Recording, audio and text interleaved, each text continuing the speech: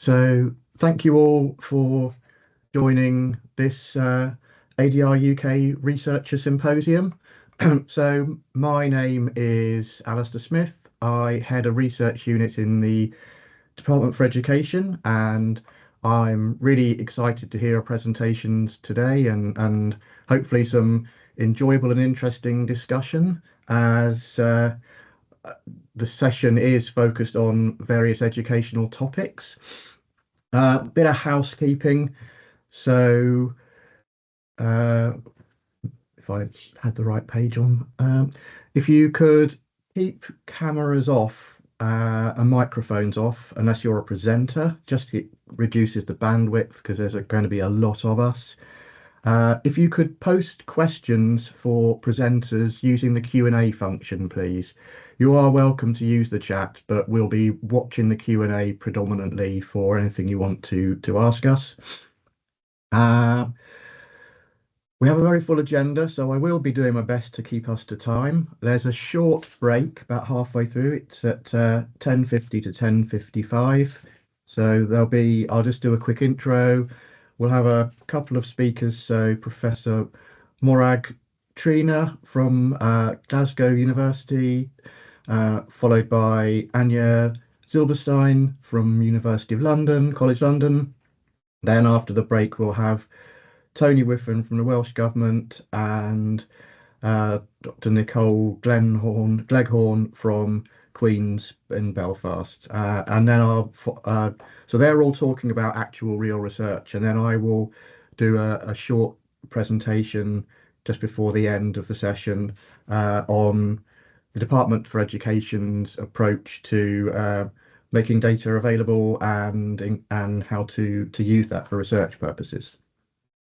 So, just a little bit about ADR UK. So they are a body of the Economic and Social Research Council, which is part of the UK's science infrastructure. So their goal is to enable research, academic and other commercial researchers to be able to access government administrative data. So for those who don't know, and I don't know that this is probably butchering the official definition of administrative statistics, but they are data that are collected for various government administrative purposes. So they're not focused primarily on research purposes, but there are ways of accessing that data for research purposes. So both the ONS and departments collect data. Well, the ONS makes data available. So DFE particularly uses the ONS as a trusted research environment, but from which our administrative data can be collected.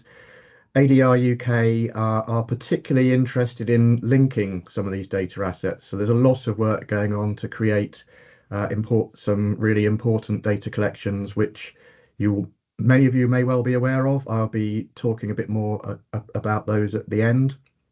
ADR UK have now actually started a podcast called Connecting Society. The first episode is available on all major streaming platforms, and I guess that will be one of their ways of communicating the things they're doing. So I know ADR, as well as driving on the agenda to create really important linked assets. So some of them are for the longitudinal education outcome data set that allows you to track from schools all the way through into employment to follow individuals through. There's grade, which allows us to look at university applications and then subsequent university placings. eChild, which we will hear about later this morning, is a database that links data information on young people to various sources of health information. Lots of others. I won't list them all. But yeah, so that's ADR's mission, and their goal is to help researchers, which I assume many of you signing in are researchers, and the mission is to help you access the data more easily. So I think that's actually pretty much so I guess the agenda's full, so I will be keeping us strictly to time. So um, a little bit about myself, I guess, before I invite the first speaker just to come on. I've been a researcher in government now for 25 years. So I've worked across a few departments. I've been a social researcher as a psychologist by training at university, worked briefly as a research assistant while at university, and then moved into government with the goal of getting closer to seeing how the data or the research that I was doing actually informed decision making, and hoping to be closer to that decision making process, which I know is one of the things that is really important and motivating for a lot of researchers, whether you've made the decision to go into government or not. Everyone wants to see their research having a value. So totally understand that we're here to help everyone on that mission. So I will stop wittering at this point. It's a couple of minutes ahead of the schedule. Morag, are you happy for me to hand over to you? So yeah, sure. Please go ahead. I'll let you introduce yourself. Hello, everyone. It's two for the price of one today because I also have my colleague Patricio Troncoso, who'll be presenting with me. Patricio's from the University of Edinburgh. Patricio, I don't know if you would like to switch your camera on so you can be seen as well. I'll be sharing the slides and I'll be doing the start. Patricio will do the data analysis part, and then I'll come back towards the end. So I shall switch my camera off and I shall start sharing my slides.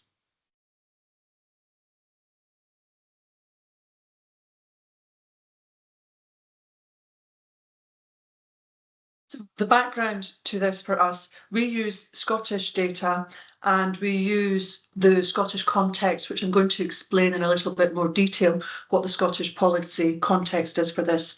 I'll then explain why the particular policy context is important, because it guides us on how we frame a problem in the first place. And how we frame a problem in the first place is then tells us how it's defined, how it's measured, and how we then contextualize it.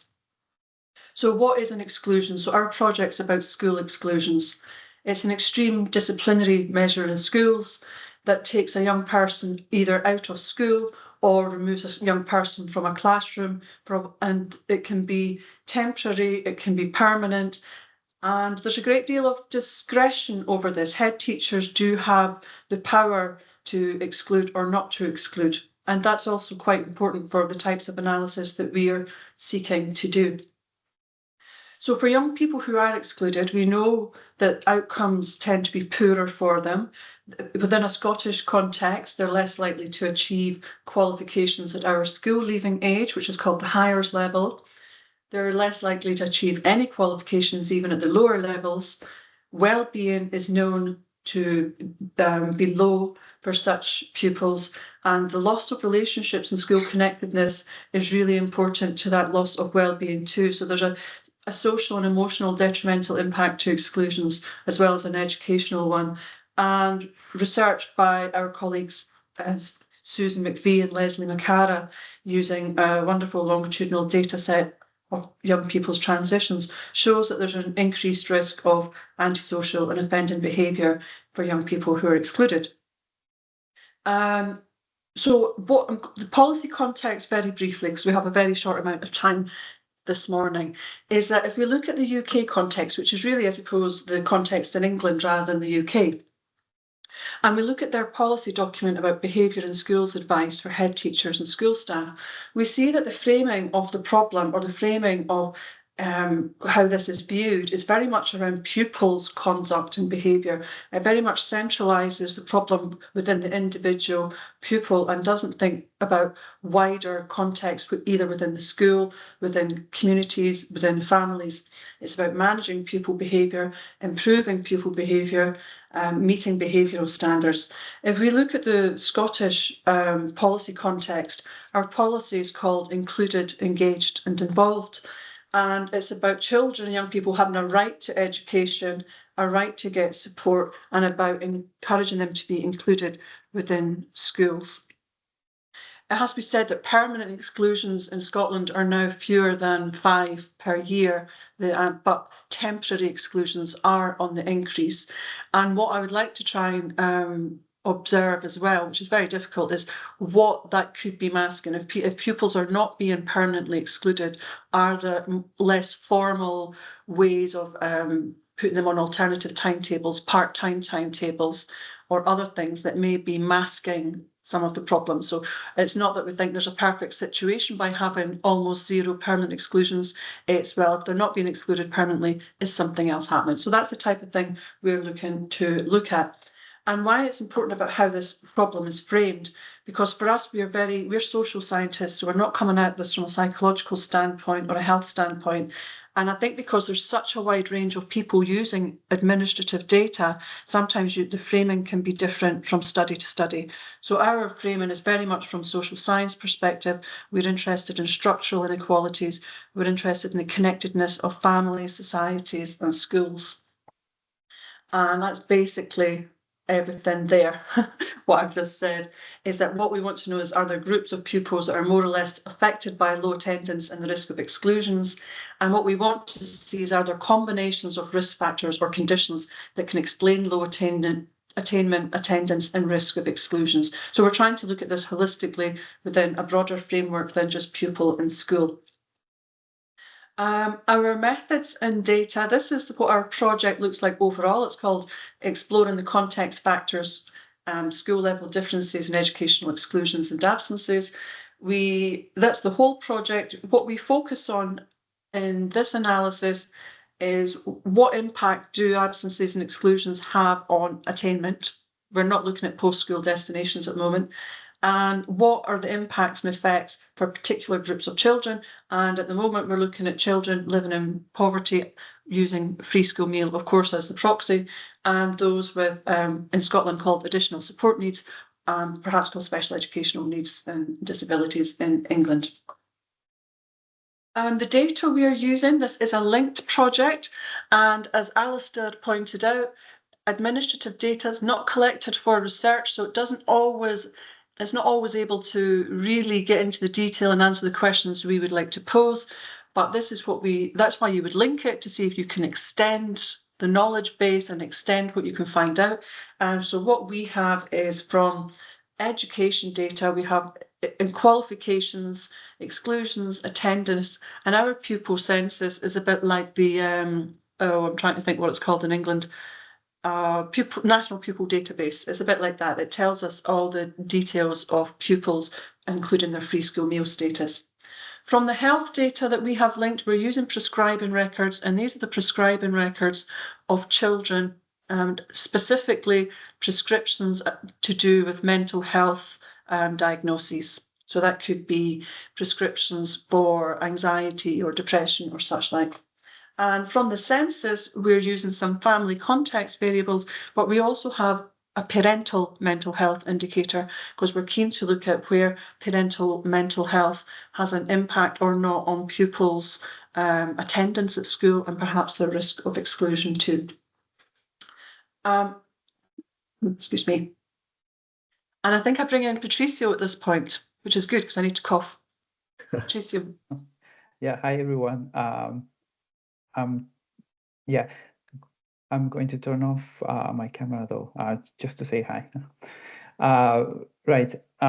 So in this research that we're doing, we are following a cohort, so the cohort that you see in that diagonal there, which is around 52,000 pupils.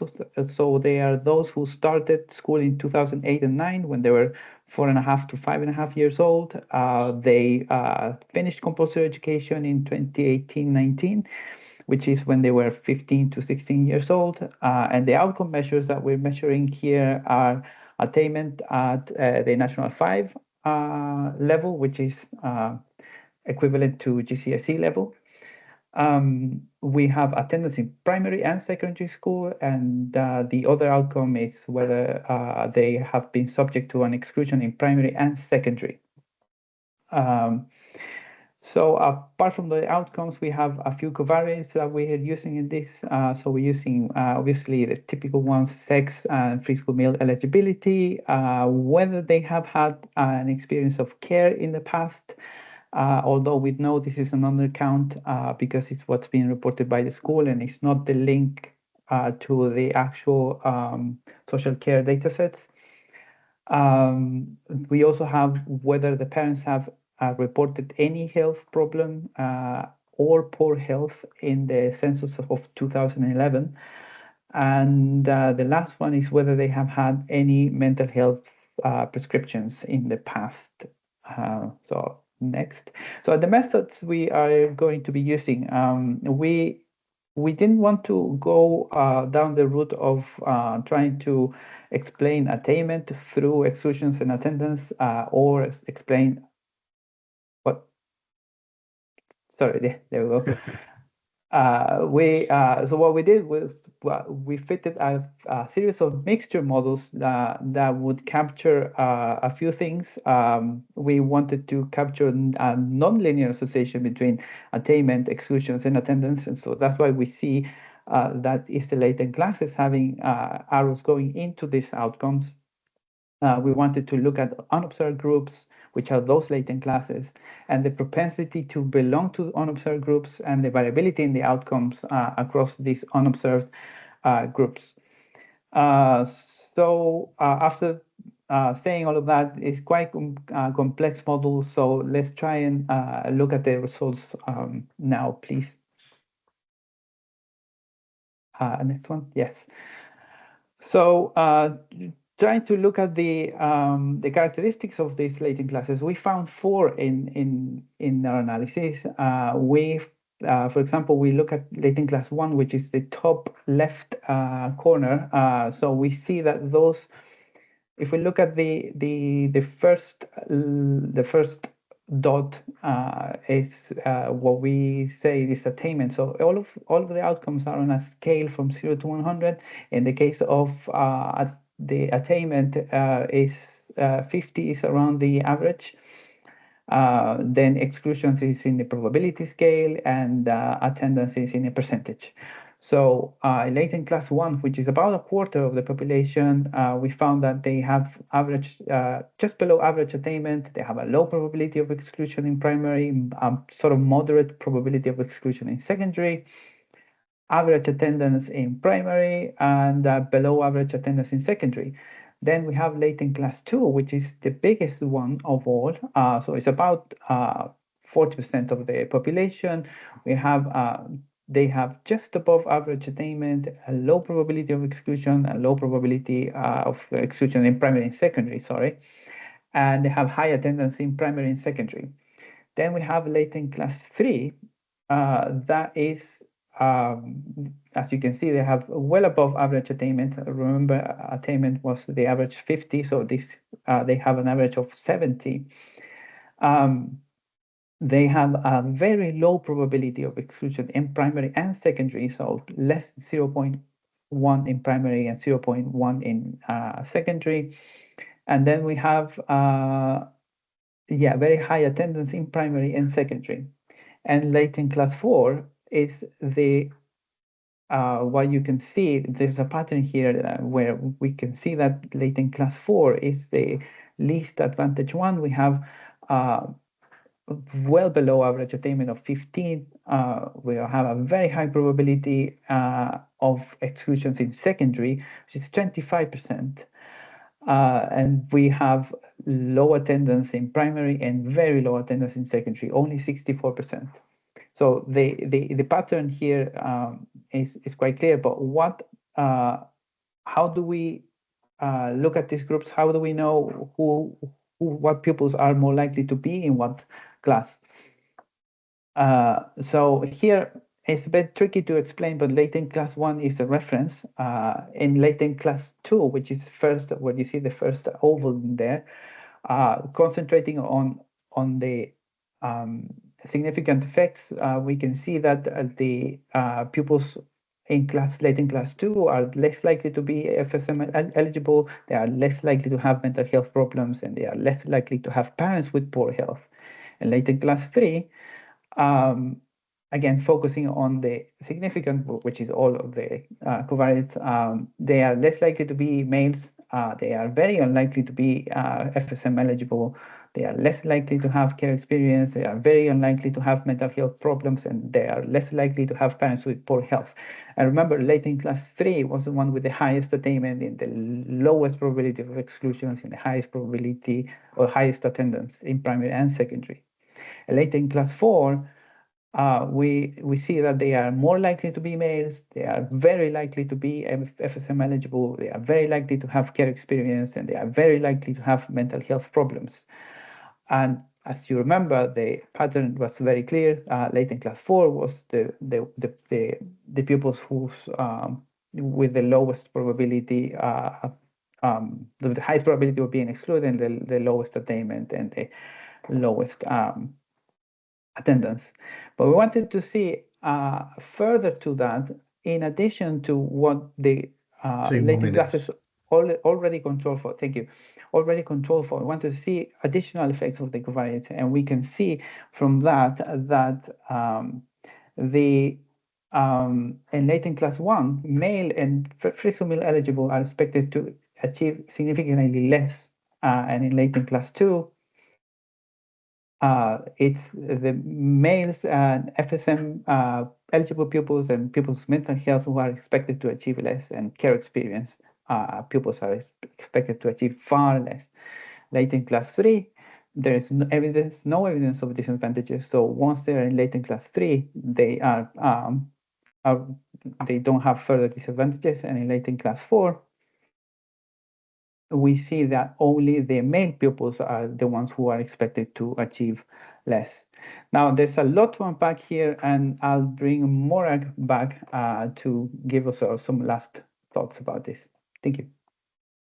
Thanks, Patricio. So with my minute left, what I'm going to quickly say is that high attendance is necessary but not sufficient for high attainment, and that in fact these are accumulative and combinations of disadvantages. And I think it's important to draw out some of these positive messages, that being care experienced or living in poverty or having a health problem of your parents in and of itself is not likely to cause you significant disadvantage. But what we need to be looking at is the combination of these, the accumulation of these, when there are multiple things building up, and that what we would say is that there needs to be a holistic, whole family inclusive approach to the situations surrounding pupils' exclusions, and then how that impacts on their attainment.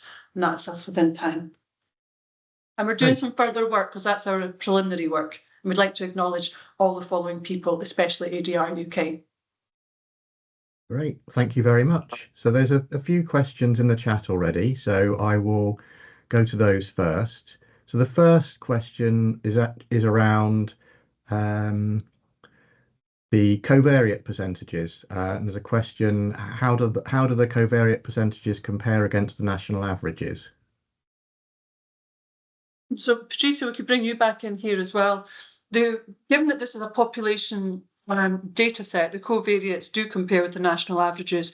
The only covariate that we think or we know to be an undercount is in the care experienced pupils, because we haven't used the data from the local authorities report to the Scottish Government on how many children and young people they have in care each year at any given time.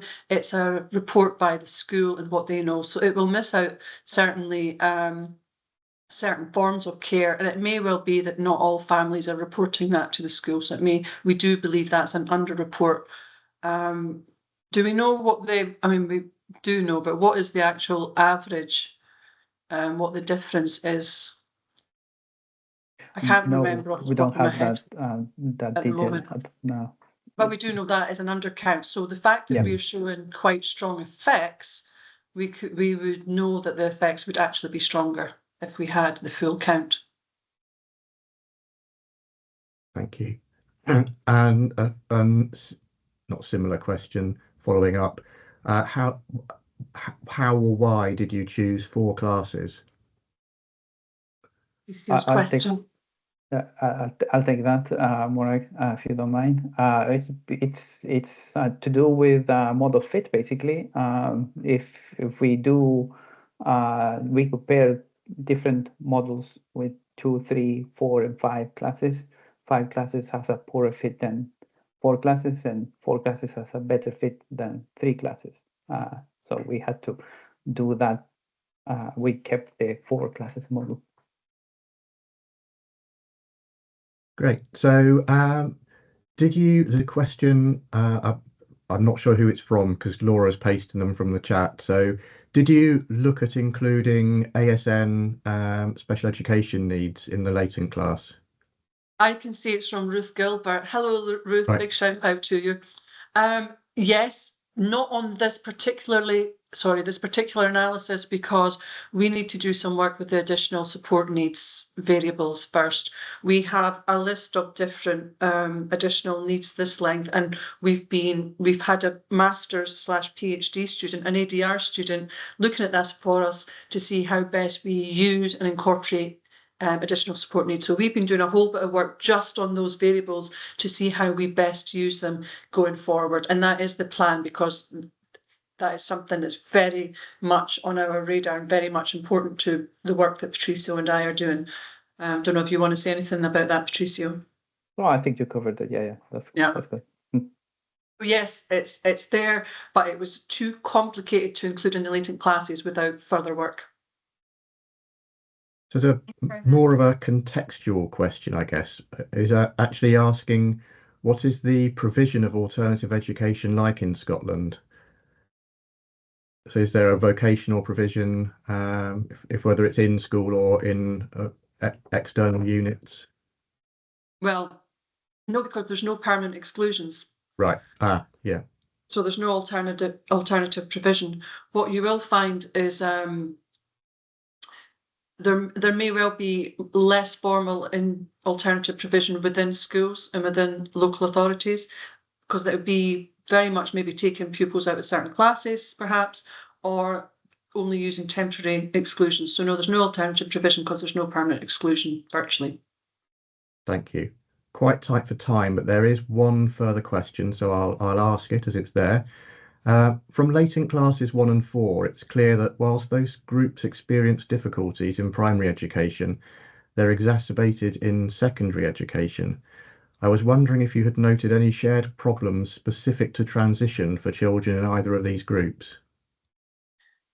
So this is a really good question. One of the things I wanted to look at, and one of our research questions will be, is what can we look at in the primary school that's going to have a lasting impact, a negative impact in the secondary school? I think primary school is overlooked in this area of work. I think that problems for pupils don't often just appear when they're suddenly 14. There's probably a history of something. So we want to look at things like absences and patterns of absences and patterns of things in primary school and how that affects secondary. So from the transitional point of view, it will be a case of looking at the before and the after transition to see what we can see. There wouldn't be any particular qualitative work within that, because you can't always look at very qualitative indicators and administrative data, but it's definitely something on our radar of what we can look at over that period. Fantastic. Thank you very much. We must move on to the next speaker. So I'd like to invite Dr. Anja Zilberstein to take the floor, as it were. Thank you very much. Thank you. Can you see my screen okay, just to check? Yes. Perfect. Hi, everyone. My name is Anja Zilberstein, and I'm a Senior Research Fellow at UCL Institute of Child Health. And today I will present to you insights from the eChild database and the HOPE research program on educational outcomes of children with complex health needs. So to start, I'll just give you a brief background to the HOPE study. As many of you will probably know, 1 in 6 children in England receive some special educational needs provision each year, and 1 in 3 children in England have received SEN provision at least once during their time in school. Many reports have suggested that the proportion of children with SEN provision varies between schools and demographic groups, which may reflect variation in the underlying level of need for additional support, but it can also be due to inequitable provision, postcode lottery, or other systemic factors, or a combination of all of the above. There is also scant evidence on whether SEN provision actually improves the health and educational outcomes of children who receive it. So this is where the HOPE study comes in. We aimed to use the eChild database to address the gaps in evidence. So we wanted to answer 2 questions. First, to understand which factors contribute to variation in SEN provision and whether it is indeed inequitable. And secondly, we wanted to evaluate the impact of SEN provision on health and educational outcomes. And as I mentioned, we use eChild throughout the HOPE study. So in a nutshell, eChild brings together existing health, education, and social care information for all children in England for the first time. The health data comes from Hospital Episode Statistics, which is a national database capturing details of all secondary healthcare funded by the NHS. So this includes all hospital admissions with information about diagnosis that are recorded at discharge. A birth cohort can also be identified from birth admissions, capturing approximately 97% of all singleton live births. Other information includes outpatient appointments and A&E, as well as additional modules that we got access to recently, including maternity services data, information about births from birth notification, mental health services data, and community services data. And you can use the QR code in the corner here to learn more about eChild. And the education component of eChild comes from the National Pupil Database, which I'm sure most of you are familiar with. NPD is a national database capturing details of all pupils in state-funded education in England, and it's estimated to capture 93% of all pupils. Recorded information includes data about enrollment, pupil characteristics, absences, attainment, and provision of SEN. And in addition, NPD also includes 2 linked modules on social care records. So currently, eChild captures linked data for about 20 million pupils with information up until 38 years old for the oldest individuals. The data is de-identified and it can be accessed through the ONS secure research environment by researchers who meet criteria and for projects that are approved. Okay, so how do we use eChild to answer objectives of the HOPE study? First, we wanted to use the health component of eChild, hospital episode statistics, to define a range of health phenotypes. So that's health conditions or groups of health conditions that are associated with similar level of health and educational needs. So they are likely to bring together children who are more alike. And then we use the longitudinal linked records to explore how health and educational outcomes vary for children with different health phenotypes and compared to their unaffected peers. We also describe how child social and area level factors affect variation in SEN provision for children with different health conditions. I should say we also applied mixed methods to understand variation in local policies and the underlying process of identification for SEN provision. And then we bring all of this together to answer the causal question using a range of causal inference methods. So to estimate the causal effect of SEN provision on health and educational outcomes of children with different health needs. But today I will focus only on the first part of the HOPE study, which is our work describing outcomes of children with one specific phenotype, and this is neurodisability, which for this work we defined as long-term health conditions associated with impairment of the nervous system, which are likely to result in functional limitations. So in order to understand outcomes of children with neurodisability, and apologies, I will refer to this as neurodisability, but I mean throughout all of this presentation, hospital-recorded neurodisability, which will capture just the sort of peak of the iceberg in terms of all children who have these conditions. So in order to describe outcomes of children with neurodisability, we first developed a national birth cohort of singleton live births born in hospitals in England. And then together with expert clinicians, we developed a list of diagnostic codes for conditions that are associated with high risk of having a neurodisability. So that's conditions where clinicians felt, based on their expertise, that more than half of children are likely to expected neurologic impairment and functional limitations. And we searched for these conditions in hospital admission records from birth until the start of primary school to indicate our cohort of children with neurodisability. So in over 3.5 million singleton live births between 2003 and 2009, we identified 2.4% of children who had a hospital record of neurodisability before the age of 5. And just to give you a sense of what type of health conditions were captured in this group of children, 0.9% of all children had perinatal conditions, so that includes perinatal brain injury or extremely preterm birth or extremely low birth weight.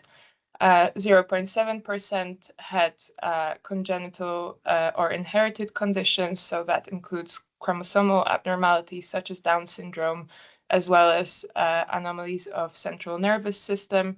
And other common groups of included conditions included developmental disorders, epilepsy, and cerebral palsy. And in line with clinical expectation, we saw a bigger proportion of boys than girls in the group of children with hospital-recorded neurodisability. And just to reiterate that we're capturing a small group of children with more complex health needs, the 2.4% of children with hospital-recorded neurodisability accounted for 14% of all planned and 10% of all unplanned hospital admissions during primary school. So next, we used the link between HES and NPD, and we added the linked school records for children in this birth cohort. So we're now focusing on a subset of children who were alive at start of school, who had a linked NPD record, and who were enrolled at start of primary school. So they were included in a school census. And we followed up children throughout primary school across health and education, and we examined outcomes including the type of recorded SEN provision. So this could be SEN support, which is the support arranged and funded by the school, or Education, Health and Care Plan, or EHCP, which is a legal document setting out support arranged by local authorities, and this can include attending special school. We also looked at rates of absences and attainment. So in this cohort of just under 3 million pupils who were enrolled in primary school, we found that each year, so in year 1 in orange, year 3 in green, and year 6 in blue, approximately 60% of children with hospital-recorded neurodisability received any SEN provision each year, compared to under 20% of their peers.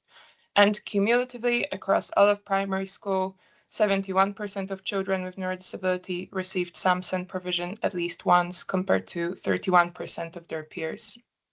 Now, looking at the different types of support, we see that across primary school, for between year 1 and year 6, the proportion of children who receive only sense support went down for children with hospital-recorded neurodisability, while the proportion with an EHCP increased from 31 to 38%, suggesting a shift from one type of provision to EHCPs, while for their peers, only the proportion of children with no neurodisability who had an EHCP increased over time, while those with sense support remained roughly stable. And cumulatively across all of primary school, 33% of children with hospital-recorded neurodisability had a record of sense support as the sort of most intense level of provision, and 38% had an EHCP. And then this is work by my colleague Laura Gimeno, who looked at absences for children with neurodisability and their peers, looking at a cohort of young people born between 2003 and 2007. She analyzed data on over 200 million absence sessions recorded during primary school for these children. And you can see that across all years, children with neurodisability in yellow in the figure here had higher rates of absences, and on average they missed 6.7 days per 6.7 sessions per 100 possible sessions, compared to on average across all years 4.9 per 100 possible sessions for their peers. And the majority of absences were health-related. 71% of all. Thank you. The majority of absences were health-related, so 71% for children with recorded neurodisability and 67% for those with no neurodisability. But it's worth noting here that children with neurodisability had a higher proportion of absences due to medical appointments, 13% compared to 5%. And they were also more likely to be persistently absent on average across all years. So it was 20% compared to 12%. And very quickly, the last set of results is by my colleague Ayana Kant, who looked at the proportion of children who were enrolled in school. So they were present in NPD, but they did not sit one of the assessments. And you can see that EYFSP in reception and Key Stage 1 in Year 2, very low proportions of children with and without neurodisability do not sit these tests, but for Key Stage 2, a third of children with neurodisability did not sit this test. So to conclude, we demonstrate that children with hospital-recorded neurodisability have more complex healthcare and educational needs than their peers.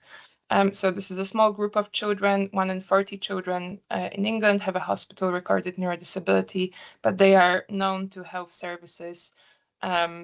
And we hope that evidence from eChild, even though descriptive, can help to improve joint working between health, education, social care services. This is something that has come up a lot in our public engagement, where young people say that there is not enough communication between health and education, and they would like more support for returning to school after illness or hospital stays.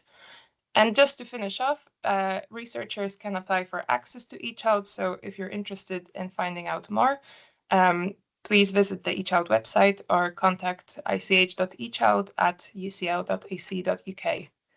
So I'd just like to acknowledge my colleagues from the HOPE study, Ayana, Laura, Katie, and Ruth, who are part of the work that I presented today. And I'd like to acknowledge the rest of the HOPE study team, the eChild team, the funders, and thank you for listening.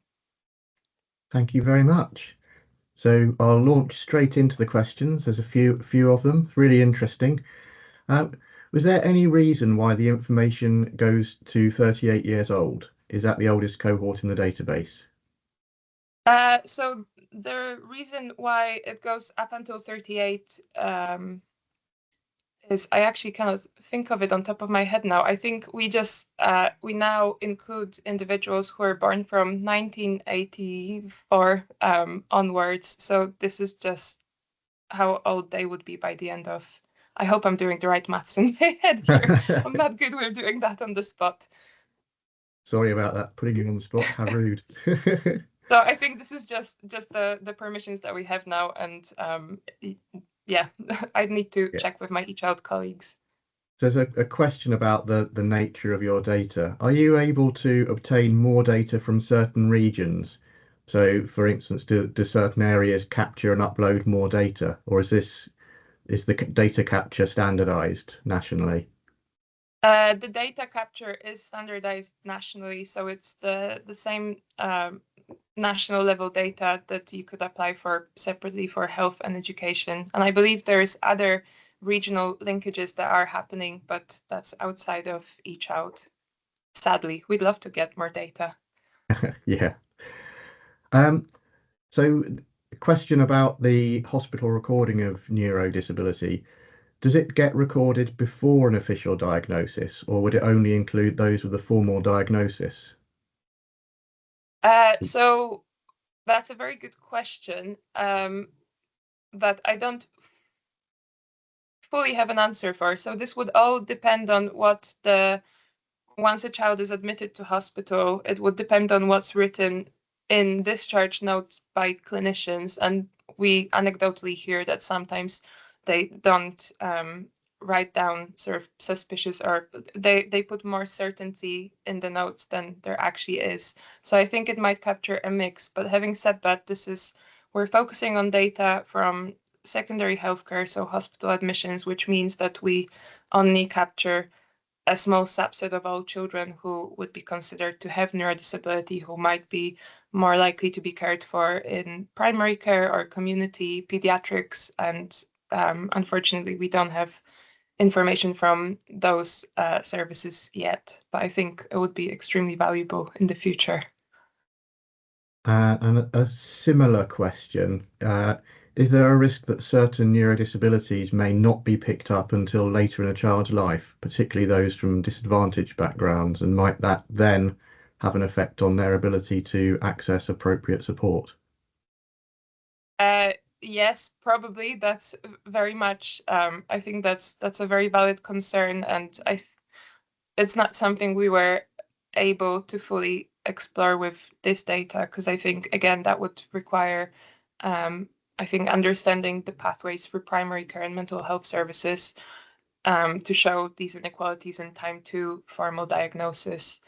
But my colleagues are trying to explore inequalities in time to receiving sense support, which might address this question a little bit in terms of our more advantaged individuals more likely to access support earlier because they are better able to advocate or know how to navigate the system.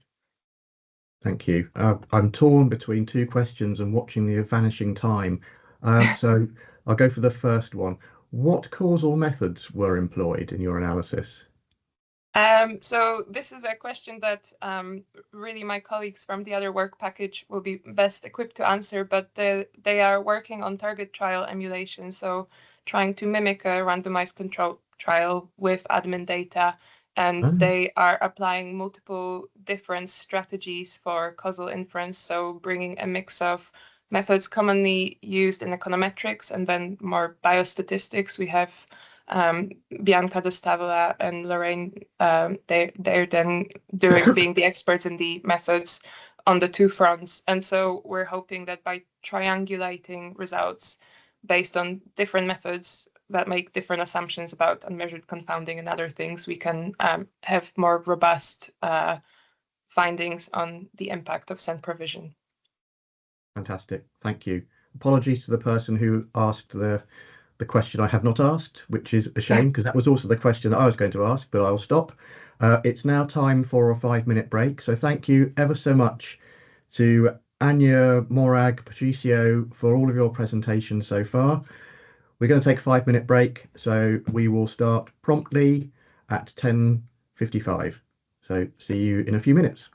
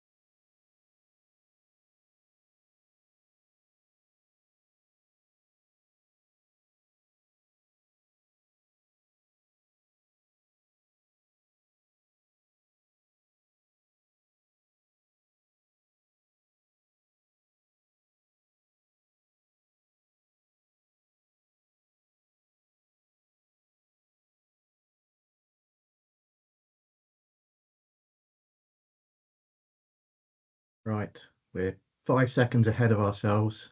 I can see you're on now, Tony. So whenever you're ready, please, Tony Whiffen, take it away.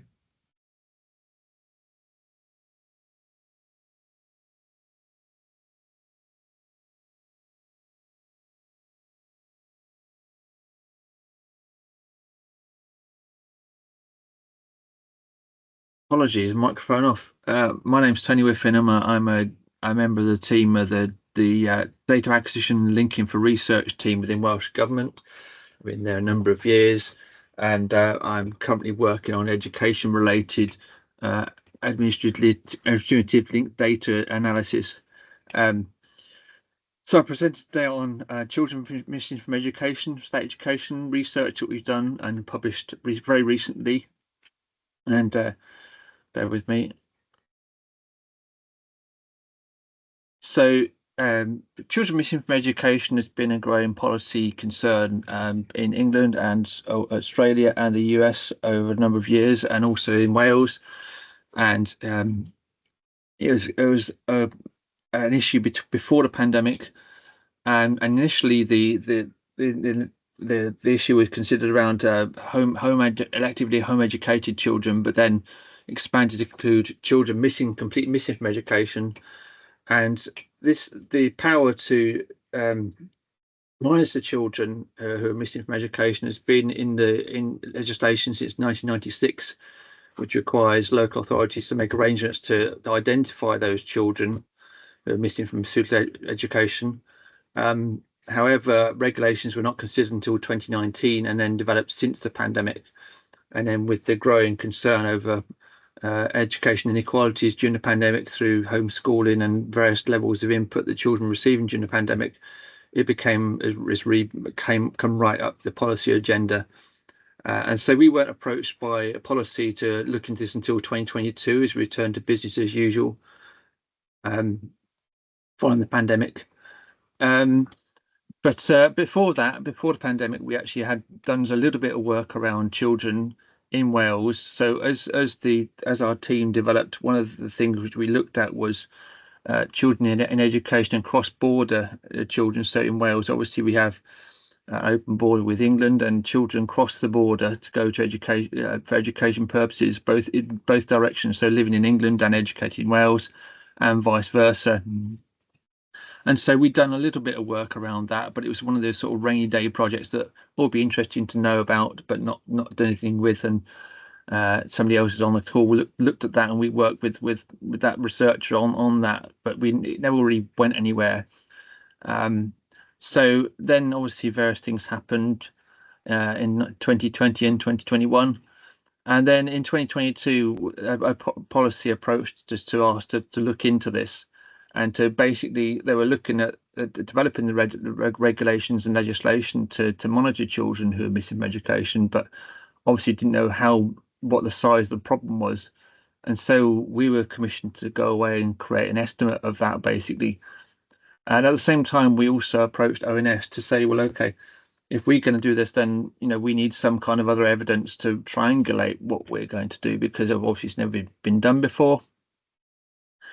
And so in mid 2022, I went away and tried to work out an approach using the available data sets at the time. So I used 2019 and 2020 data from PLASC and EOTAS and linked those together and came up with some kind of estimate, which was mainly for internal purposes only. It wasn't ideal because the pandemic meant that we only had 2019 data for EOTAS and 2020 data for PLASC. So the EOTAS count would have happened during lockdown, basically, so it didn't happen. So not an ideal method. And then in late 2023, the 2021 data, PLASC and EOTAS data became available, and I was able to link those two together and hopefully get a clearer and more coherent methodology. And so by early 2024, we had some figures which we extracted from the SaIL data bank, and were available for internal use within Welsh Government. And then in June of this year, ONS finished developing what they had, and they published their estimate in June. And so it made sense for us to go ahead and publish our estimate of the 2021 children's missing education in September of this year. And then I'll come back to this a bit later, but we had discovered an issue with what we'd done, and we published a new estimate literally on this week on Wednesday, so the 20th of November. So basically, as probably you've heard already, we've been talking about linking health and education data sets, and we've done the same in Wales, similar to the eChild and other approaches. So we've linked together the Welsh Demographic Service dataset and the PLASC dataset for Wales. So the Welsh Demographic Service is essentially a copy of the NHS Central Register for Wales, including any child who's resident within Wales. And so I started we've linked together the WDSD, the PLASC and the EOTAS datasets. All data, when it gets put into Sale, is anonymised, pseudo-anonymised and matched by Digital Health and Care Wales, and it gets processed, and all identifiable details are removed and replaced with an ALF, an anonymised linking field, and residential address details are removed and replaced with a RALF. And then all the data sets are warehouse ready for linking in Sale using the ALFs and RALFs. And so basically any data sets we do go into Sale, which have personal identified details on them, they go through the same process. So it means there's a lot of flexibility once you have that common processing. Then you can do all sorts of things. And it's not just limited to health and education, but also social care and other data sets. And the list is always expanding. So basically, we looked at WDSD children registered in PLASC and EOTAS, and it made sense. So we once we worked out what the approach was going to be, I needed to define what the parameters would be. So it made sense to start with the PLASC date, which was in 2021 was the 20th of April. It was delayed, obviously, because in early January of 2021, when we were still pretty much in lockdown, so it wasn't possible to take the PLASC until later in the year. So it made sense to start with that date. And then we looked at any residents in any duration of residence within the WDSD. So the WDSD includes dates when children were registered as moving in and moving out. And so it's possible to determine how long they've been at those addresses. And we included all children, regardless of length of residence. We looked at, then we thought we'll look at just those children who are of statutory school age, so ages 5 to 15, as at 31st of August 2020. So they would be expected to be in years 1 to 11 in the 2020 to 21 academic year. And then, so that by definition, that gave us a birth date range. So selecting from the WDSD, we used a birth date range of 1st of September 2004 to 31st of August 2015. So in essence, basically, we started with the WDSD table, and then we linked to the PLASC data contains one table which contains a definitive list of all pupils who've ever been registered in PLASC and available in Sale. And then there's a separate table which includes a record for each year they appeared in PLASC. So we initially linked to the PLASC ALF SPIME table, and then selected from the annual records, any records which a pupil had any year available.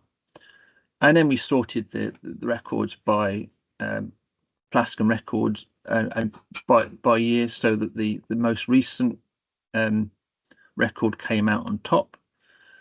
And then we selected that record and created a table basically of a a single record for each pupil, which contained the most recent year.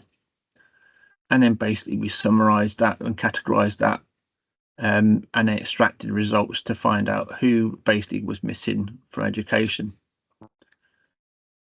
So starting at the top, the subsetting the population, we started with all resident children, and below that we were able to split out those who are ever registered in PLASC or EOTUST, those who had no record at all or missing completely. Tony. Okay, and then we broke that down by whether they're in PLASC, which year they were in PLASC. So we used the ALF. We actually used the ALF and the week of birth, because obviously you get differences in registration in PLASC data. And then we used an IRN, a record linking field for the education data to link it to their PLASC and EOTUST data records. And then we used sort of disclaimers or qualifications to just identify whether they were previously in PLASC or still in PLASC. And then we used the RALPH to break down whether children were in a residential or non-residential address. The reason we did that was because to exclude those potentially who were at boarding school, because boarding schools are a communal establishment, so not a residential address. So hopefully we get a bit more of a handle on whether they're actually missing or not. So that, applying that method, we came out of a figure of 400,000 children resident in Wales at that point, and then 24,000 who were not in state school at 6% in 2021. Obviously, it just doesn't take account of the children in the independent sector. And then looking at it by local authority, we discovered a range of between 10 and 14% at the top, and then down to sort of 3% for some authorities. But then when we broke it down by whether they're previously in PLASC or no record at all, actually it comes down to around about 3% who have no record at all. And then looking at it by age, we saw a similar sort of pattern, with an increase in percentage previously in PLASC as children progressed through the academic careers. We took this to be the instance of children going to the private sector, they move into the secondary sector for education. And then the group of children who, potentially in boarding school, these are the actual numbers in terms of a few hundred across various authorities. So that goes as some kind of proxy of those who potentially look like they're missing, but actually are at boarding school. But then that was our figures. But then by this point, obviously, ONS had published their figures, and they came out with a figure slightly higher than ours in terms of the resident population, but slightly lower in terms of those missing from school. So it gave us a figure of 5% missing in Wales. And we sought to reconcile this, because we thought, well, okay, how do they arrive at their figures? How do the two sets of evidence compare? And we started by applying they used a definition of resident for 12 months or more and different dates. And we thought, well, okay, we'll apply that to our data, but then that wasn't enough. So we actually went through, and the method we had gave us flexibility to actually adjust and align our assumptions to their assumptions. And the result was pretty reassuring, basically. So overall, we've come out within about 1,000 or so of the ONS figures. Again, a rise in profile across the age ranges. So the reason, and an increase in percentages over the age ranges. So the reason for the revision is that as we were looking to develop now use this approach into a cohort analysis, and as we worked with that cohort, we discovered there was a problem with the underlying data set we'd used to do the estimates, and that required a revision. So we've gone through and used a different and more recent WDSD table to get the results we now have, and they were published on Wednesday. So, but we're happy. This is the most recent comparison, and we are very happy with how we've managed to reconcile something which was previously, unestablished in policy. So there you go. Thank you. Thank you. Bang on time. Really important work.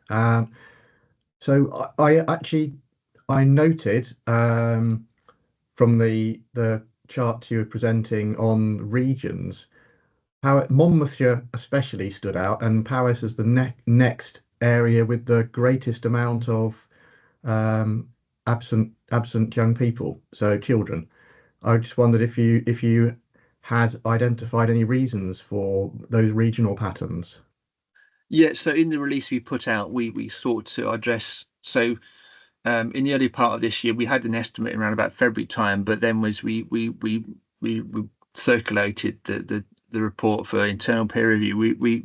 People mentioned various issues, and we actually went away to consider the other issues in terms of cross-border migration and all that sort of stuff.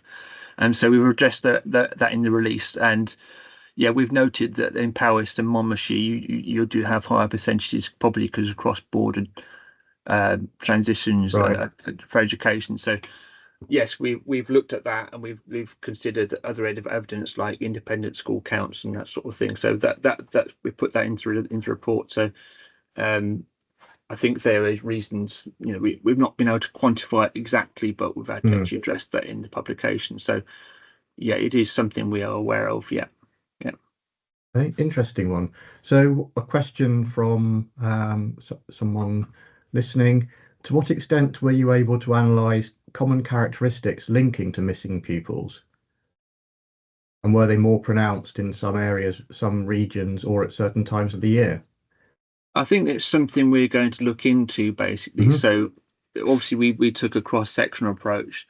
We're now going to convert that into a cohort longitudinal analysis. So we'll probably go back to the 2011 cohort and look at their characteristics and work them through. So so probably going to end up with an approach similar to what Morag has used.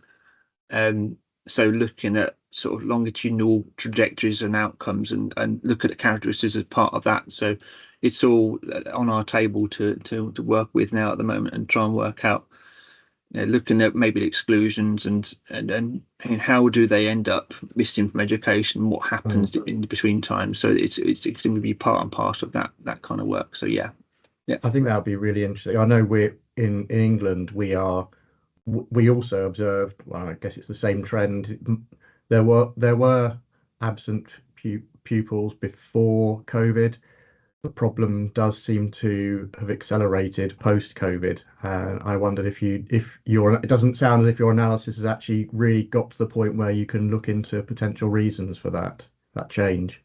No, I think it's something we need to look at. And I think, just some sort of anomalies, some trends which have popped out. I thinking, why do they change and that sort of thing. But I think it's a growing policy concern. We've done a little bit of lit review, and it's a bit growing policy concern. Different terms to describe them in Australia and US, but it is a continue, pandemic outwash basically issue. And I think that it is, and anecdotally, I just know that that in terms of children's commitment at school and part-time timetables and all that sort of stuff, it's all become part and parcel of what we've had to deal with since the pandemic. So yeah, we'll be looking into different trajectories and all sorts of things like that. So, and there's another question. Have you carried out any engagement with educational professionals? Were they surprised by those figures? Literally, I happened to go to Macmillan Coffee Morning at my wife's school and met the head of SEN there. So that's as far as I've got in terms of engaging with professionals. But yes, I think we are on the same page in terms of policy concerns and why this work is so important. So yeah. So there's an observation in the chat as well that the missing children has been subject to a review by the Children's Commissioner for England as well. So this is clearly an important policy issue for all of us. Yeah, we've been in contact with DFE on this one, so Great. I think it's important to sort of share knowledge on this one. So I think it is not going away as an issue. Yeah, thank you very much, Tony. And I'd like to now invite our final speaker before me, Dr. Nicole Gleghorn from Queen's University Belfast.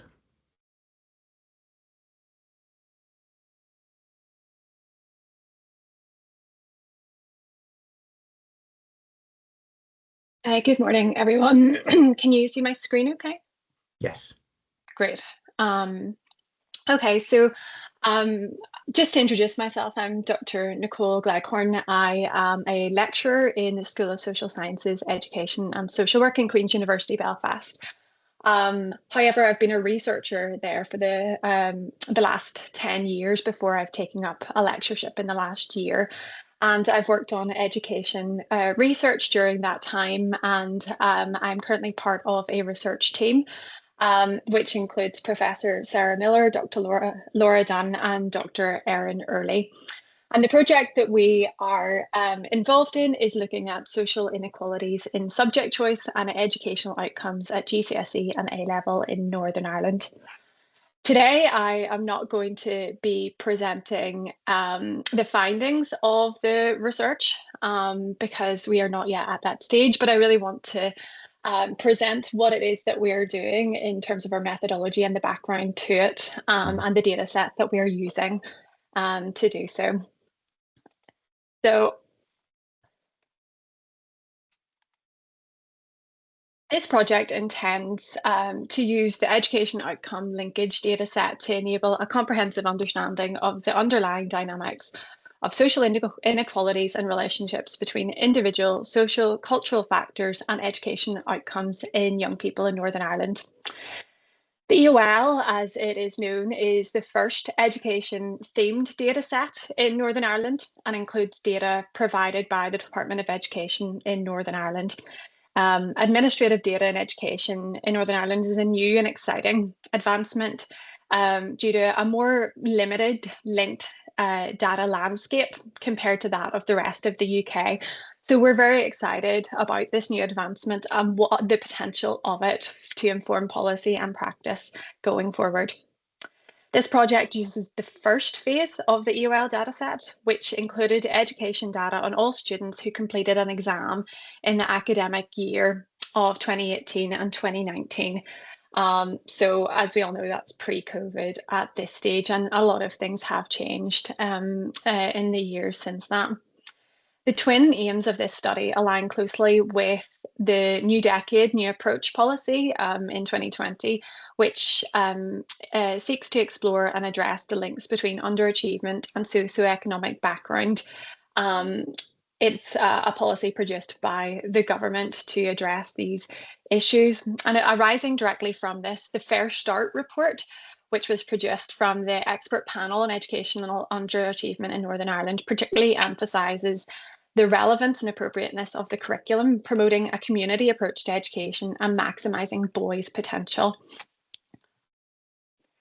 So as we're interested in investigating social inequalities, the independent review of education further endorsed these conclusions by the previous reports, focusing on the importance of better understanding the link between disadvantage and underachievement and enhancing the life chances of those from disadvantaged backgrounds, as well as learners who require greater support, extending that not just from those from disadvantaged backgrounds in terms of socioeconomic status, but also those with special educational needs as well. And most recently, the Department of Education's corporate plan places a special emphasis on providing all children and young people with the opportunity, knowledge, skills, experience and support to empower them to make a positive contribution to the economy and society. A fit-for-purpose curriculum that empowers all children and identifying and assessing and providing support to pupils identified as having special educational needs. And the data landscape is starting to catch up with the policies and the plans that the government are producing so that we can use education data to assess the effectiveness of these policies and to inform who needs support most within our education system. This study builds on the findings and analytical approach of previous research, which used administrative data to explore the relationship between education attainment and a range of measures of deprivation. This previous work was conducted by Dr. Erin Early as part of her PhD and with Professor Sarah Miller and Dr. Laura Dunn and Dr. John Moriarty. And that work used a linked data set that used education data in Northern Ireland and linked that to the population-wide census at the time, and was able to include further measures of socioeconomic status, such as parental education and parental occupation, to look at further measures and control and assess what measures are influencing children's education in Northern Ireland. So back to this study.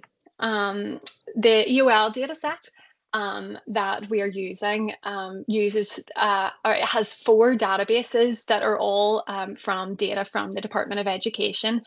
We are using 3 of these 4 databases to produce a merged dataset based on the school census collected by the schools, absence data, and then their exam data. And that those 3 data sets have been linked to produce a merged data set of 52,806 students. And all of these students are students who have completed an exam in the year of 2018 and 2019.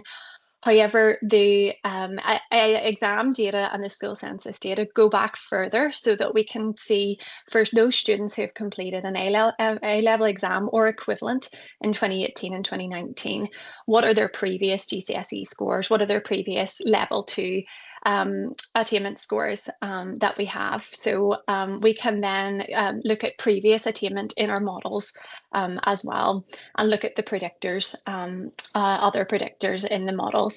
So that's just a brief overview of the data set that we currently have and are working with. Some aims of the project then. The overall first aim of the project is to determine the key predictors of subject choice. And these are defined as STEM subjects, languages, and arts and humanities, and also the key predictors of attainment at GCSE and A-level using this data set that we have. The first research question around this involves what is the role of gender, FSM status, school type, looking at grammar versus non-grammar, management type of schools, as our school system has a number of different management types, newcomer status, ethnicity, urban and rural location, and absence rates in the subject choice at GCSE and A-level. We're also looking at whether a level of attainment varies by subject choice at GCSE and A-level. For example, do students who choose languages tend to perform less well than students who choose other subjects, such as STEM subjects? And how are these variations mediated or moderated by background characteristics? And finally, under this first aim, the last research question is how do GCSE subject choices and attainment predict AS and A-level attainment? And how are these variations mediated or moderated by background characteristics that we have in our data? The second aim of the project very much speaks to a real policy agenda that is currently within our government, and that's to determine the key characteristics and outcomes associated with having special educational needs so that we can further inform and support our young people who have special educational needs in our education system. So we're particularly interested in looking at the role of gender, FSM status, and all of these other characteristics in looking at stage and type of special educational needs. And how does stage and type of SEN then determine learning support and inclusion in mainstream education, and how these relationships are mediated and moderated by other background characteristics. And finally, then, we're also interested in the question around absence rates, particularly for young people with SEN, looking at authorised and unauthorised absence rates and how these differ between pupils with and without SEN, and how these relationships, again, are mediated or moderated by background characteristics. One of the main outcome variables that we are interested in then is as a primary outcome is educational attainment. And we're measuring, this is measured by GCSE and A-level attainment. And so we are producing a GCSE attainment score, an A-level score, based on the methods below. But we have come up against some challenges that I thought it would be useful to highlight because of the change of the grading system and because our year of data is very specifically 2018, 2019 and previous to that. Our data is very much affected by these changes in the GCSE grading system.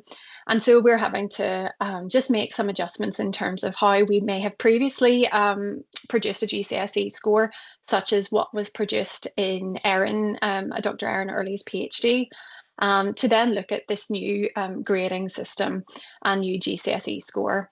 It does limit some of our analysis because some GCSEs are not able to be included due to the fact that the two GCSE scoring methods are not comparable. And so we are having to make some adjustments to our analysis because of that. However, this is the method that we're using going forward.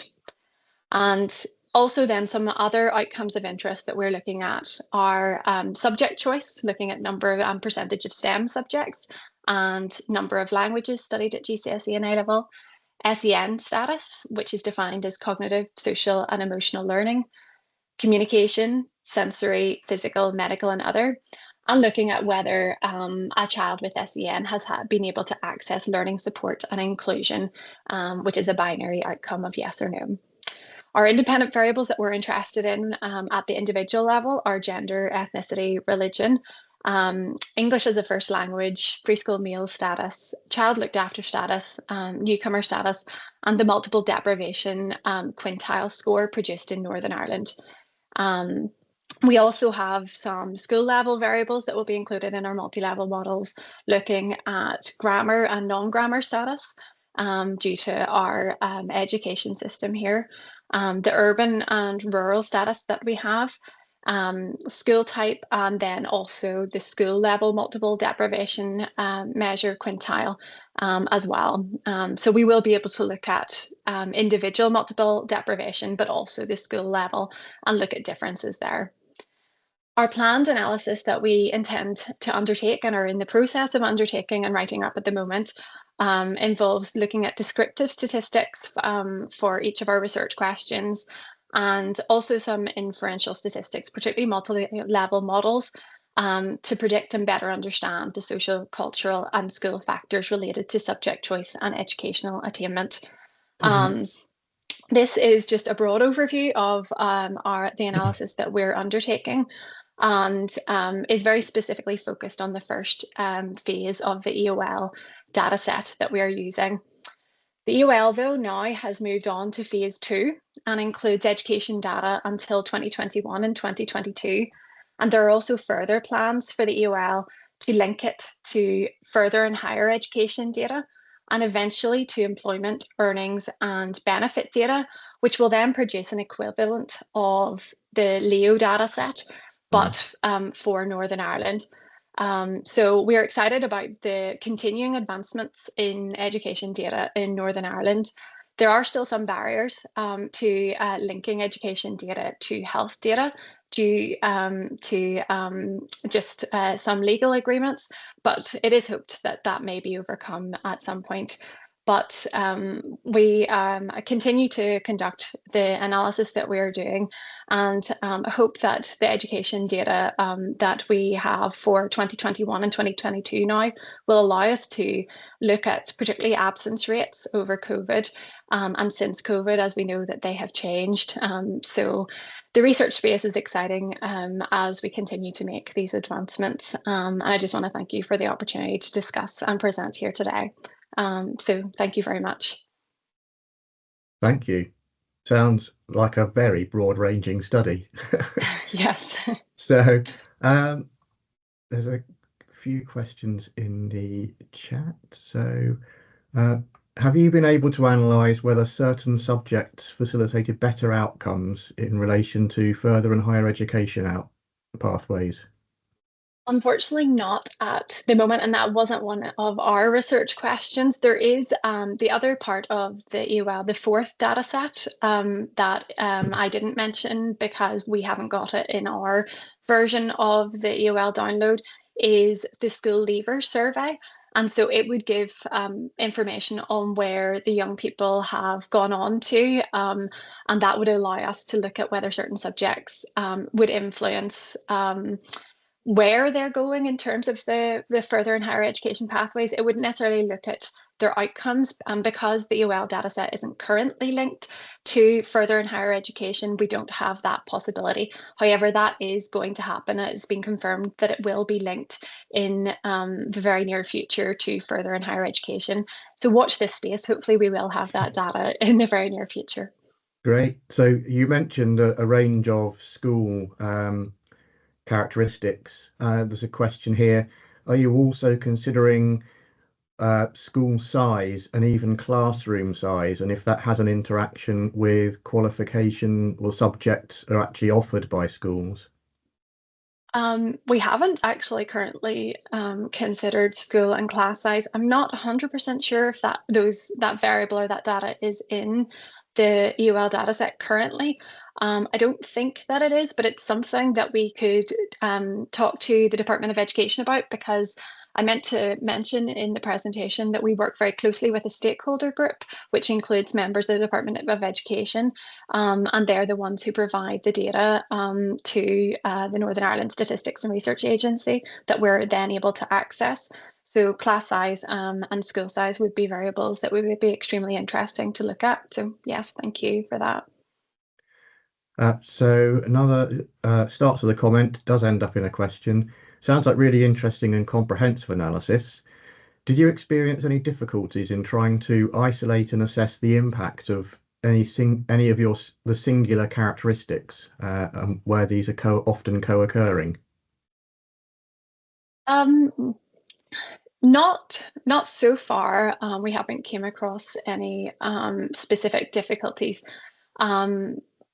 for co-occurring, mainly because there are. I'm not sure if the question is specifically related to SEN status and comorbid are different. So SEN. actually, I don't know actually. I had read it as not Okay. about that specifically, but if I know certainly from experience with English data, when you look at free school meals, location, ethnicity,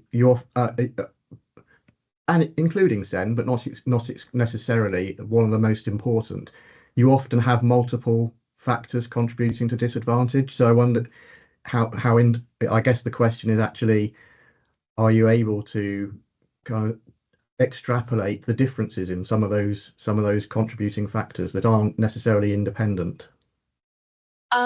We haven't quite got to the stage of doing the models yet to see, so we haven't come up against any of those difficulties, but we may do when we get to the stage of running the models that we're to finalize the analysis. And another question related to your data. Could you say a little more about the impediment to linking educational and health data and what you would hope to learn from that combination in Northern Ireland? So to my knowledge, the main reason that there is a challenge, although I'm not the person that's best placed to answer this, is that there is a legal process involved in giving consent to access and to link data between the Department of Health and the Department of Education. And there's a legal barrier there that unfortunately is not able to be overcome at the moment, and to be able to do that. However, the departments are working together to see if they can find a solution for that. In terms of what we would hope to learn for this combination in the Northern Ireland context, one of the big areas particularly is around mental health. There's a lot of mental health research that we're able to do at the moment with linked administrative data sets looking at the trajectories of young people who have been involved in the care system or in the general population. However, we don't know what impact that has on their educational outcomes, and also vice versa, what their we can't see in terms of the absence rates of schooling and how these factors are interplaying together. So it would just be a big benefit to be able to look at mental health in the space of education, but also further down through, because we have certain variables within our education data set, such as free school meals and other variables that aren't in our health system, that we could then, when we link that data, look at longer term trajectories of young people into adulthood as well. Thank you. We're at time now, so I'm handing over to myself, but there's a final, it's an observation rather than a comment, and I would agree with it, and we'll probably pick up the point in my own discussion. Might also be interesting to think about school leavers survey, so linking survey data to admin data. So yeah, but I also noted your observation about adding in employment and earnings data as well, so not mirroring longitudinal education outcome in England. So it's lots of potential, lots of analysis in there. Yeah, definitely. Great, thank you very much. So I'm now handing over to myself. These have been a really interesting set of quite diverse presentations. Just bear with me as I'm trying to find. Hopefully this is the right presentation. Yeah. So, whereas the presentations you've just heard have been talking about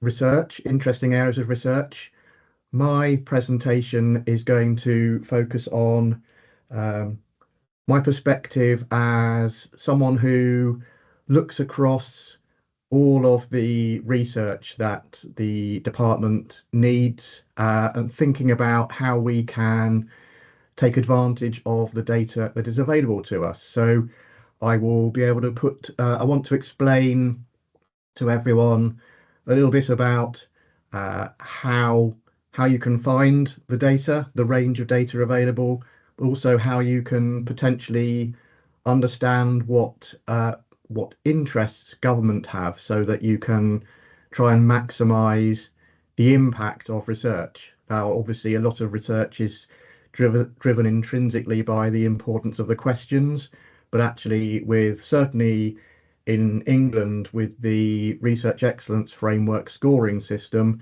and increasingly funders requiring impact statements, the potential use and relevance of research is ever more important. And I think this is something that ADR UK have recognised, and something I forgot to say at the beginning was, as well as focusing on data assets and linked data sets, making and helping people to understand what's in the data and how they can potentially be used, and increasingly pushing in various different areas to think about making synthetic data assets available so that you can explore data before trying to request or access the actual data itself. But ADR UK are working with two departments at the moment. So in England, the Ministry of Justice doing a lot of work to make crime and criminality and courts processing data available, and working with the DFE, the Education Department, to think about how to make more use of our data. So we've heard various people use. We've got MPD, which is the kind of the core spine of our data, which in itself is actually made up of multiple data sets. And then that links to a wide variety of other data sets. So this is what I'm going to cover, and for most of my presentation, this is what you'll be able to see, so you can keep me to my word for what I said I would cover. I thought I'd explain a bit about when it said what does DFE do. It's what are our range of areas of interest, and therefore what that means for the sorts of things we are trying to achieve, and therefore what evidence we need. I will say a little bit about our DFA data assets, where they are, and our approach to making them available. I should say at this stage, within the department, I have come through from the research side. I've been a researcher in government for over 25 years now. The data is actually managed within the department by a completely different set of people. So if you've got technical questions on the data, I won't necessarily be able to answer them, but I certainly can help steer you to the right people. I then want to say a little bit about how we approach research, and what that means for engagement with us, and how to do that, and a little bit about policy making, and how you can potentially have impact. And the final thing is just explaining the importance for all of government departments increasingly of the areas of research interest. So what does the department do? I think it's fairly obvious when you work in the department, but I know, talking to Laura and ADR UK colleagues, it's not necessarily very transparent to people outside government how we work. So the department, we are responsible in England for education policy and children's social care, and a lot of those issues are common, and we talk about communicate regularly with the devolved administrations, but education is a devolved policy area. So as you will have heard, Scotland and Wales and Northern Ireland are all doing their own things, but our systems are similar but not the same, which does present some interesting comparisons as well as problems in the data. Within education itself, and you've heard the spread of topics that we've talked about today, there's a lot covered in the ground. We did actually publish a previous areas of research interest document, which I'm not going to make much of today, and I'm not going to talk through any of the details of, because it was part of the structures and thinking of the previous administration. We have a new government that is talking in terms of missions. It's clear that there are 5 broad missions for this government, which we have the opportunity mission that the Department for Education is the lead department on. Growth mission, so thinking about the economy, but actually there's a strong feed through directly from skills into employment opportunities, as we've heard in a couple of presentations.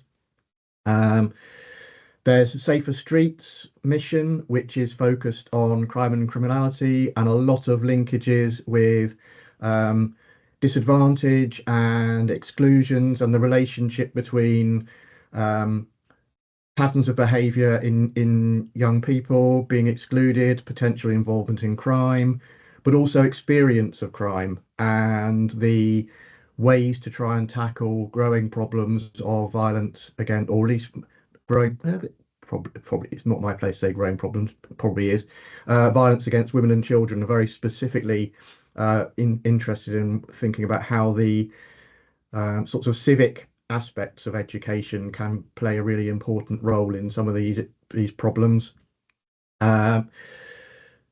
There's an energy mission, clean energy mission, which obviously it's kind of a skills link. It's more tenuous. It's not as direct. So the department itself is structured in a way that enables us to cross all aspects of the education system, so and care system. So we are interested in, before the school system even starts, how children develop, what systems and structures are in place, how parents can understand how to help their children, how to engage with children to improve development. We know that where you see disadvantage in family circumstance, that you get to end up with a disadvantage in performance at all of the key stages. But if you can close the disadvantage gap earlier, the differences we would expect to see reduced through the system. So we need to think before the school system even starts as to how we provide good quality support to families, support for childcare system, and child minders, all that sort of provision before the education system starts. Then we have a whole range of things we need to think about in terms of the development of curriculum and teacher standards through the primary system. There are transitions going into the secondary system, all the things we've been hearing about. We actually know that there's been, when you look at certainly at a range of factors of affecting disadvantage, we are actually seeing quite a good improvement in relative attainment patterns for lots of disadvantaged young people. What we are then not seeing is an equivalent step between those employment patterns and subsequent employment careers, which is again something that's picked up in the final presentation from Nicole in the Northern Ireland context, something that we're particularly concerned about in the English context. So the education system is fundamentally driving. I don't like to think of it as a sausage factory to employment, but actually it's the things around how to enable young people to maximise their interests and potential is crucial for also having subsequent employment success. I'm just watching my own time. The data assets. So the department we have a kind of a two-pronged, three-pronged approach to making our data available. Where the data is available through the ONS already, and so I should say that there are the Digital Economy Act allows us to share data where it has been anonymized. So we're putting a lot of our data on the ONS as our kind of primary trusted research environment, either the Secure Research Service or the IDS, which Integrated Data Service. So that will mean if people want to get access to data that already exists on those areas, that the ONS Research Accreditation Service is the way to apply for it. If there's data that's not available through the ONS, then or some of our data is available through the UK Data Service. So I know historically we've put a lot of our departmental survey data onto the UK Data Service, although we have actually started now transferring it into the SRS as well. But then if you want to ask for data access that is not covered under the DEA, so if you need individual pupil or school information, you need to apply to the DFE's data sharing service. So we've been working, this is one of the reasons that ADR UK was very keen to support us, and we've been working with them for a couple of years now, because we wanted to increase the number of data requests we could process, but also decrease the amount of time it was taking people to get the data from application to actually receiving data. We have actually succeeded in both of those aims. It still does take time for people to get access to the data, but it's less time than it used to be. We're actually now starting to get to a point where we're starting to get a lot more requests for information, and it's impacting our ability to provide that quickly enough. But it's a problem brought by success, which is, I guess, is a nice problem to have in a way. A little bit about our data. We have a lot of data that we can make available, or has been made available.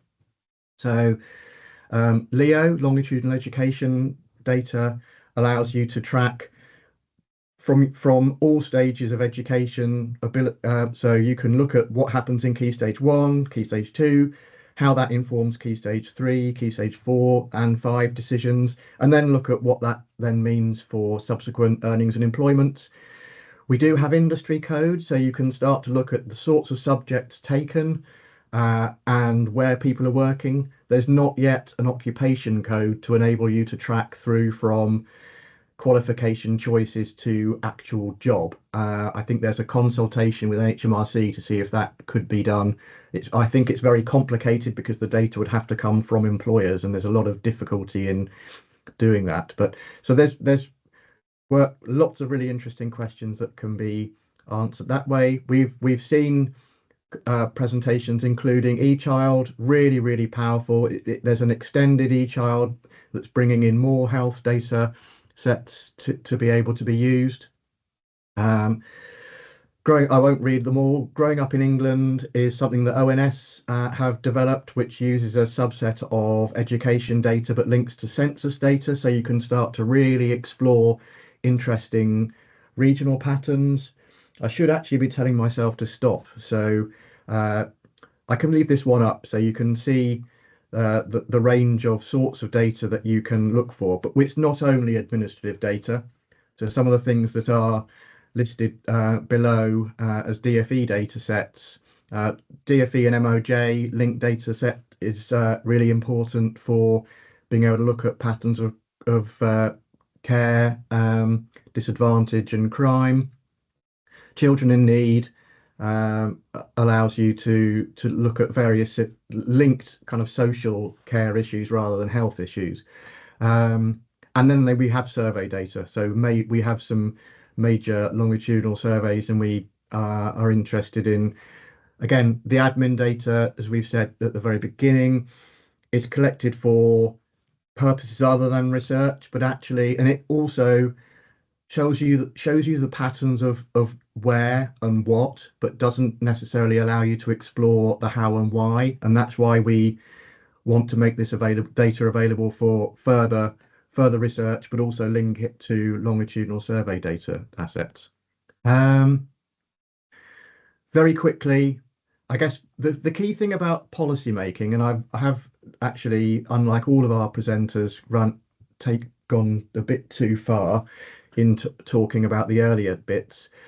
The key thing about policy implications is that it's important to try and understand what the government policy actually is. So the research, very often we see research findings that draw logical conclusions from their analysis, but those conclusions don't necessarily relate to actual live policy problems. So there's an element of the question for academics is, well, how do you know what the right questions are? That's where the areas of research interest do become really important. We are working at the moment to publish a new document which will come out in the new year that will set out what our current policy challenges and interests are. So we'll hopefully make that task a bit easier. I'm going to stop at that point because I have definitely been very bad and allowed myself to talk longer in a way I didn't allow any of the others. So let's see questions. Do I have any advice for researchers or funders who are producing policy relevant evidence? Yes, so that's a really good question. We know there's a gateway problem here, or a pipeline problem, depending on what sort of analogy you want to try and force onto the problem. The department has several thousand policymakers. There are tens of thousands of researchers producing really good quality work. You can look online. We now have, there's let's see which slide did I put it on. I think it's at the bottom of this one. So if you go to this link, that will allow you to see information about how we produce and carry out research. There's also a link there to contact the research.engagement@education email link. That will come to a box where we can take queries and help. If you want to pass information or queries to us, we can pass those on to relevant policy colleagues. It's about making contacts. We're also running a roundtable program to try and bring together academics directly with policy colleagues on specific issues. So we've had roundtables on disadvantage, on AI. We're going to be hosting one on behaviour in young people in schools, and running throughout our whole series of interests across all of those spreads, attendance, looking at the skills development. So key things are to do what you can to make contact with us or share stuff generally. I think it's as simple as that. A lot of it comes down to human contact and trying to find a name. The high levels of it, so the high levels of areas of interest are pretty much in the broad areas that I set out at the beginning. So a lot of questions around how we can support families and people either to improve attainment while in preschool, either at home or in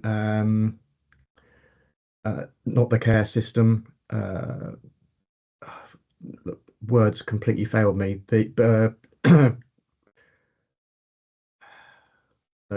I'll come back to it. But yeah, so lots of stuff around helping families before the school system starts. Within schools, lots of focus will remain on attendance, but actually we're trying to think about the things that encouraging more positive engagement, motivation, and thriving in the education system. So thinking about some of the things around just the subject, but what is it that enables young people to really develop themselves? So there's a whole set of issues around that within the school system. Again, we are that link between improving attainment within the school system. We can see improvements there. The gap in between those most advantaged and least advantaged is continues to widen. We're definitely focusing on narrowing that gap, identifying what the real issues might be so that we can identify what interventions might best work.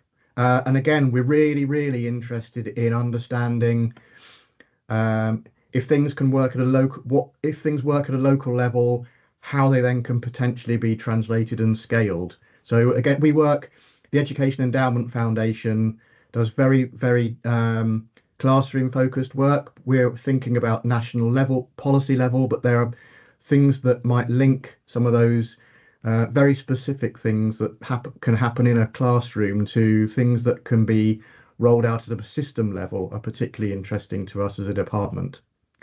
So I should probably stop at that point in my own section. Closing remarks. I think really from everything I've tried to convey and all the variety of really interesting work we've heard from across the 4 presentations from Morag and Patricio in relation to exclusions, from Anya on SEN provision, Tony on missing pupils. We still have a fundamental belief in the education system that being in the system is better than not. We know that home learning is on the increase, or home tutoring is on the increase, but we're concerned that there potentially problems with standards there, and the social inequalities and what the whole set of patterns but Nicole set out a huge potential for exploration. Really lots and lots to do. I think the key thing is, if you're interested in doing work in this space, follow up with ONS. ONS published their catalogue. ADR UK produced lots of resources. Follow what DFE is doing, or the other devolved administrations, and make contact. We're all people at the end of the day, and a lot of it comes down to we can share ideas if we're able to talk to you. So thank you very much. Lauren, Laura rather, is there anything you wanted to say as a final word from ADR perspective? Thanks, Al. Yeah, not too much from me. Just thanks so much to all the speakers for really engaging presentations.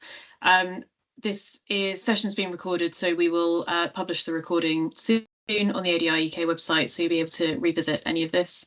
And do make sure you're signed up to our mailing list if you're not already, so you can hear about more events like this. I will drop a link in the chat. Thank you. Thank you all very much.